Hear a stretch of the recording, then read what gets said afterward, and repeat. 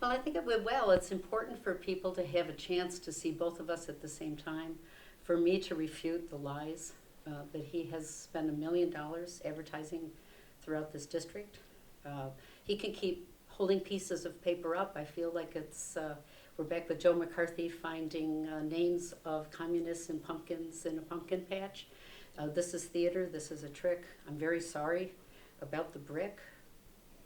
I wish Mr. Reed had as much concern about the people who go to bed hungry every night, who die in this district because they don't have the medicine that they need, who die in this district from suicide because their farm has gone out of business and he has done nothing to help.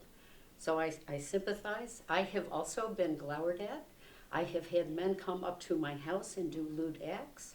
So it's unfortunate that we live in a society where there's this kind of activity. But what Mr. Reed is referring to is I'm suggesting that the quality of his advertisements contributes to fear, anger, and resentment.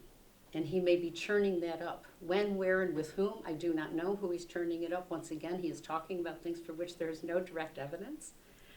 And to associate it with bail reform is just another clever shell game trick that he likes to do. And it's an insult to the people of this district. Very quickly, if you'd like to know my position on bail reform, I think it's wrong to keep people in jail for extended periods of time before they have had the opportunity of our legal constitution and due process. When some people can get out because they have money and other people don't because they don't.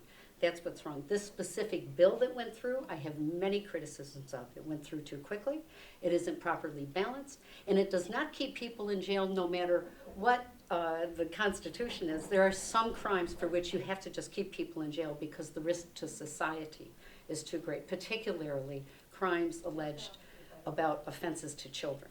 So I have a lot of criticisms about this particular Bail Reform Act, but this wasn't about a state issue tonight. This is a federal office.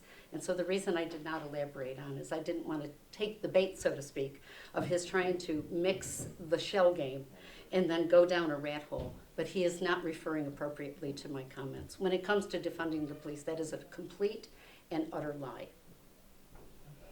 Okay, and with voting only days away, if you had to say something to maybe encourage people to come out and vote for you, what would that be?